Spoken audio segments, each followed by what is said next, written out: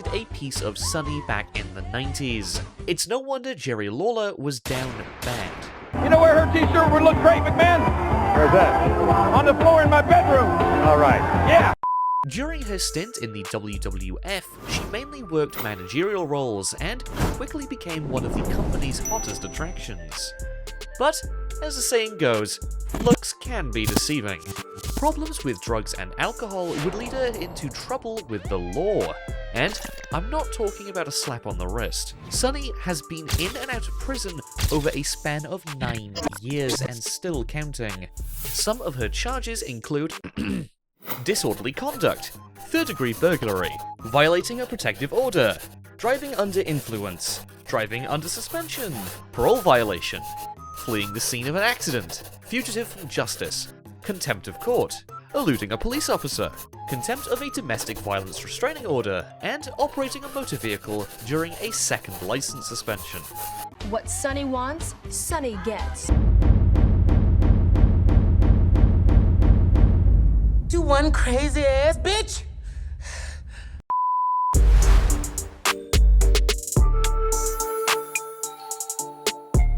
Booker T experienced tragedy at a young age, losing both of his parents by the age of 13. With no role model to keep him out of trouble, Booker began mixing with the wrong crowd, and in 1987, he and his friends robbed 12 Wendy's restaurants at gunpoint, which landed him a 5-year prison sentence for armed robbery and aggravated assault. And we've all heard the stories that go on in prison. If you will just allow me to have a drink of your Slurpee, I'll give you a bite of my wiener. Back above me! Joking aside, good behavior allowed Booker to serve just 19 months. He didn't let his criminal past hold him back, as he went on to become a 6-time world champion across WCW and WWE.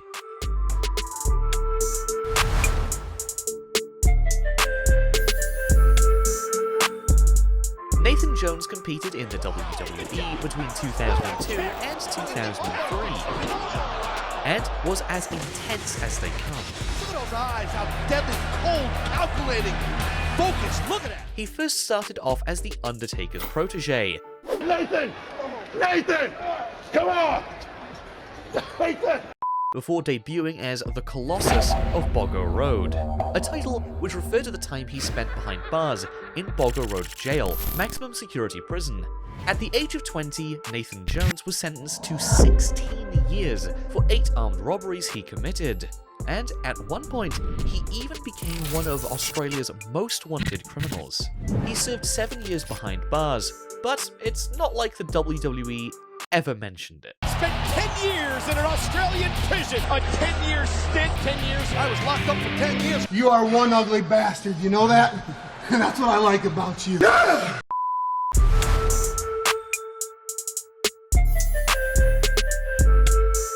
MVP was quite literally the MVP of the WWE in 2020. He was the brains behind the creation of the Hurt Business, which catapulted Shelton Benjamin and Cedric Alexander to Tag Team Gold, and took Bobby Lashley.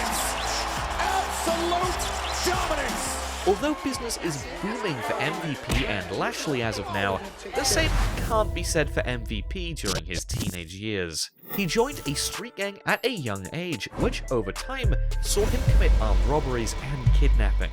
This landed him a hefty 18.5-year prison sentence, from which he served 9.5 years.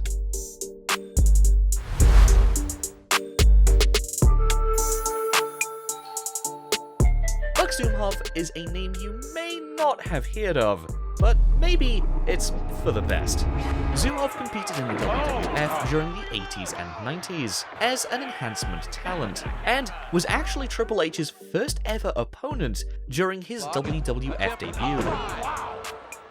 He also was the first wrestler to be put in a body bag by The Undertaker. It was also during the 80s where Zumhofe would begin committing his sinister crimes. In 1986, he was found guilty of sexual misconduct of a minor. In 1989, He was jailed for 36 months for 4th-degree sexual conduct with a minor, and in 2014, he was found guilty of 2 first-degree and 2 third-degree counts of criminal sexual conduct on his own daughter. He was sentenced to 25 years in prison.